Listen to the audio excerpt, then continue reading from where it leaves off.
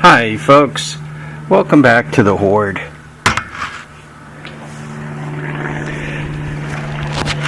So let me show you guys what I'm up to today, and hopefully this helps some of you with unknown projects that end up at your house. Whether somebody gave you an engine or you bought it but you got it cheap enough, so is this any good? You know, where am I? You guys remember the golf cart? And it came through, and you remember it had a battery in it. The motor was sitting loose in here, and I pulled the motor up to my outside workbench, and I'm kind of giving it a look over, and I'll take you guys along for the ride, because this is the kind of troubleshooting you want to do before you invest any money, right? Golf cart parts are very expensive, and you don't want to be jumping off a bridge with all kinds of expense and find out you have a dead motor.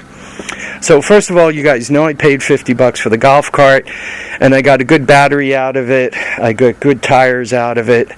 So I really have my $50 back.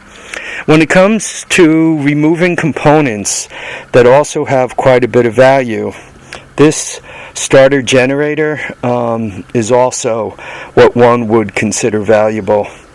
What I've done is I've hooked the positive up to the red, I've hooked the negative up to where the battery ground goes, and if you give it a little juice, you see it takes right off.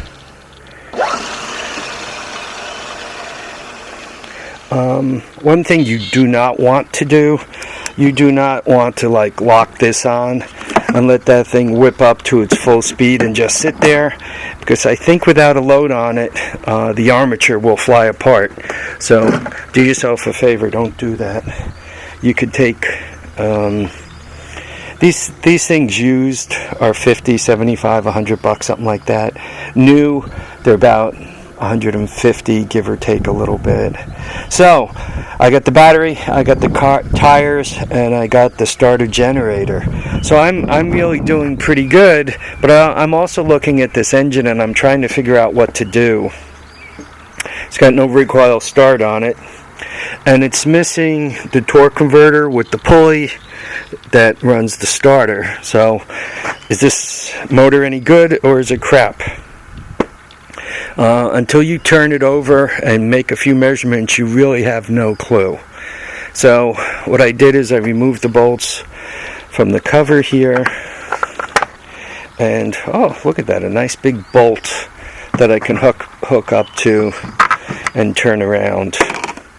So what I did is I got my nice Bosch drill, which has all kinds of torque, and I put the compression gauge in here, and I put this on here, and I hit the button, and it spun around to the first compression stroke, and it almost broke both my wrists, and the handle of this gave my jewels a nice quick smack. So I was kind of here standing here, then kind of folded here, going, boy, that didn't feel very good. I hope I didn't break anything important. So given that it has too much compression to turn over with the drill, I guess that's kind of a good sign, right? Look, I got compression, right? So the valves are working and everything else. So now the next thing, what I did is I found top dead center, and once again I kind of put a stick into it, and I kind of turn the flywheel back and forth until I feel it's right on top. And I also, where the flywheel's easy to turn when it's on top, that means that the cam is unloaded, that the valves are closed. So the piston's up on top, and once again, I think you guys could see the stick move a little bit as I rock it back and forth. So I'm happy. The valves are closed, and I'm pretty good. After I did that, I kind of turned this a little and did some listening.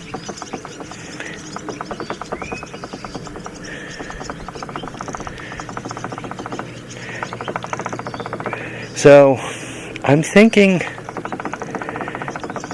this thing may or may not. I also the flywheel doesn't have play on the shaft, but it kind of feels as if this thing might have a rod knock. So I'm thinking I'm not wanting to put a lot of money into it. What do we do next? I like to do a leak back test, and I'll show you guys how to do that. So, really difficult to do. You screw kind of the air hose in. By the way, this is the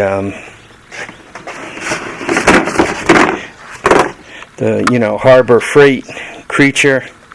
And what you do is, with both valves closed and the piston at top dead center, you pressurize the cylinder, the combustion area, and if you hear air leaking out and your readings are low, and we'll show you that in a minute, that begins to tell you, I got something bad going on here. This could be used to identify a leaky valve, or if you take the cap off, you can hear air leaking into the crankcase. You can hear the exhaust valve here, and if you put your ear over here, you can hear if the intake valve's leaking, and from there you kind of begin to figure out what do I have going on here. So this is not at all a hard test to perform. You can see I'm really not all pre-set up for it, so can't be all that hard to perform.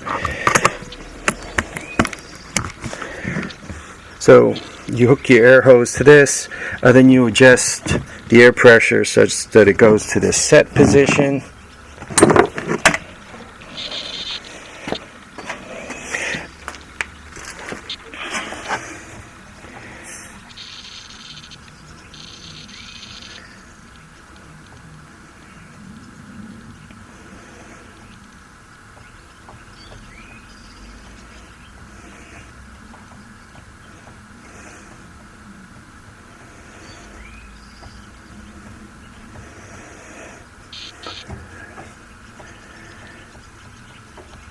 Okay, what I'm going to be doing is I'm going to be running on the tank. I have this turned off because while I'm talking I don't want it to click on and make all kinds of great noise for me. On some engines you have to hold the flywheel because when you put air pressure on it, right, it forces the piston down. That does not appear to be the case with this one.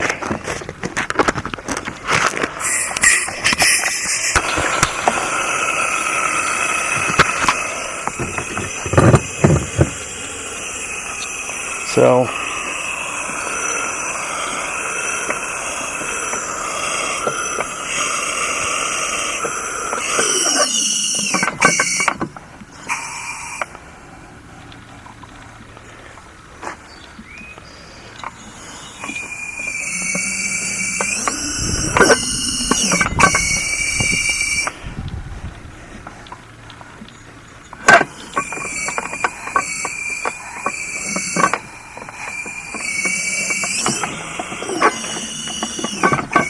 as I flip this around,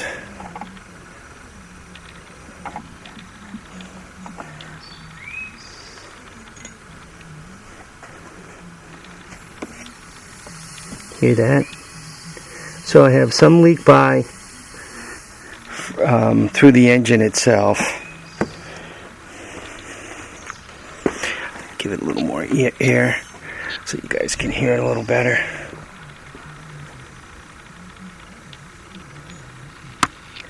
And if you can hear it, I have a little blow by the rings or by the valves, and you guys could see that I have they call it a moderate amount of leak pressure. So what to think of this engine? And the air pressure bleeds off pretty quick. What to think of this engine? To be honest, I'm not sure. The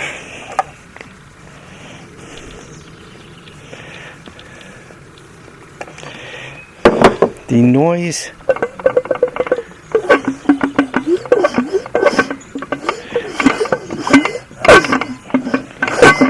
hear that?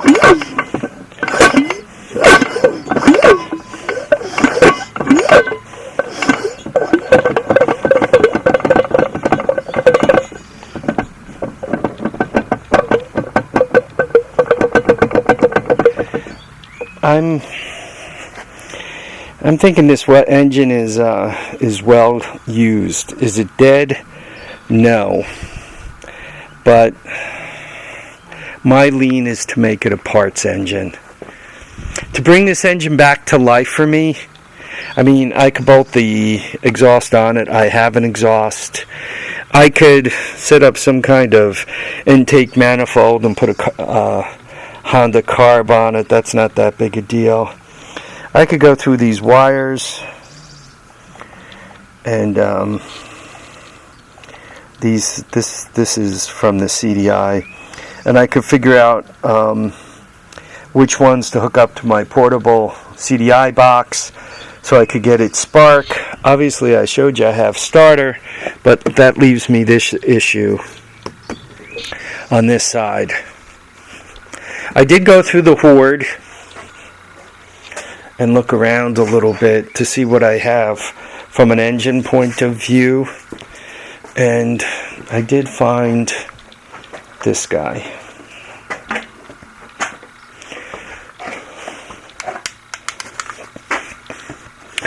This is a 2-cycle Yamaha G1 golf cart motor, and once again you can tell it's a 2-cycle by a couple of different things. When you put your finger in the hole here, you can actually feel the reed, right?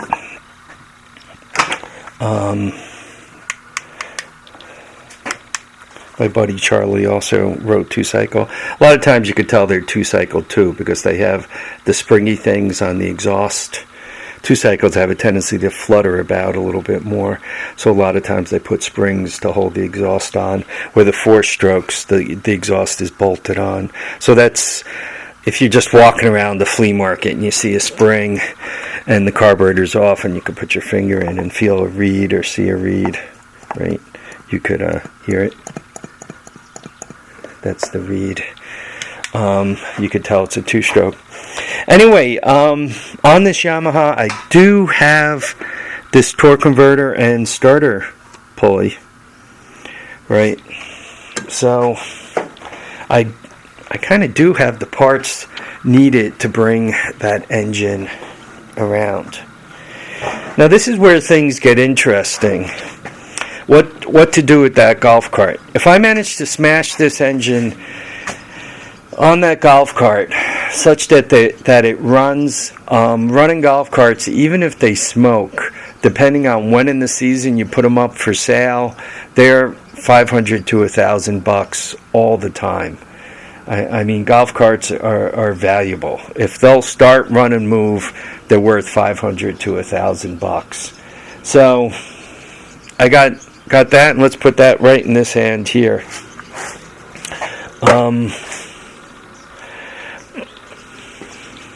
But it's a whole lot of work to move that torque converter over and rig the whole thing up and finally, try to get it fired up. And if it has a rod knock or something like that, I'm kind of like spent a lot of time and I'm on the big train to nowhere.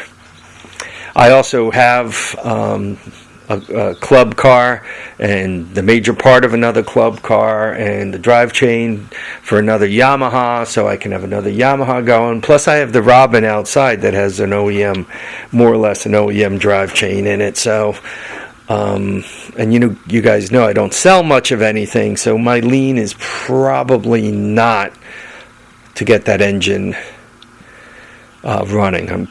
My lean is to kind of put it aside for parts, and God knows if one needs money, there are a few parts there that can bring me a couple of bucks. Once again, that's not the plan, but right now my thoughts are to put it aside and wait for it. So now let's pretend I have a golf cart with absolutely no motor. I'm calling that motor something I'm not going to use.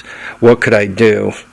You could buy the Duramax 7 horsepower electric start, charges a battery, and you can smash that in there. That's $180, an eBay deal.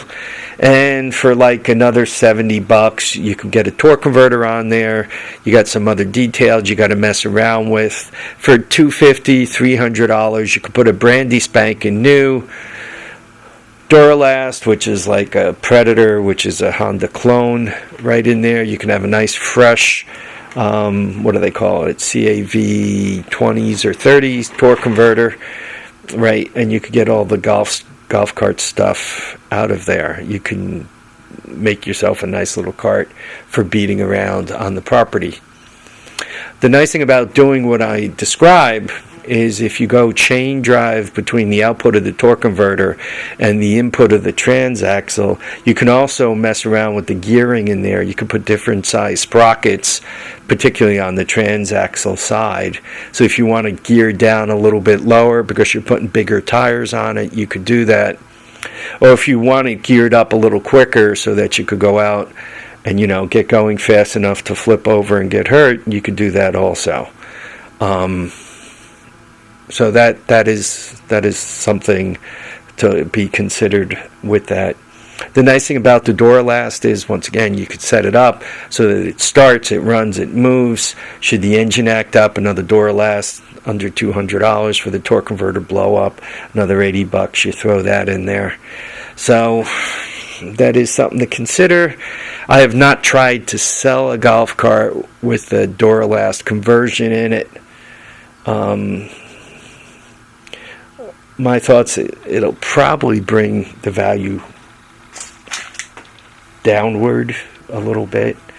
So I would say that probably for a fresh Duralast conversion, you probably bring the golf cart to worth somewhere between $500 and $750. I don't think you'll get all the way to $1,000. You might, I don't know. Depends where you are, how good you do the conversion, and all that other trivia.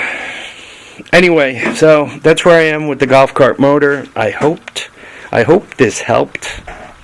What do I think about this motor? I think maybe.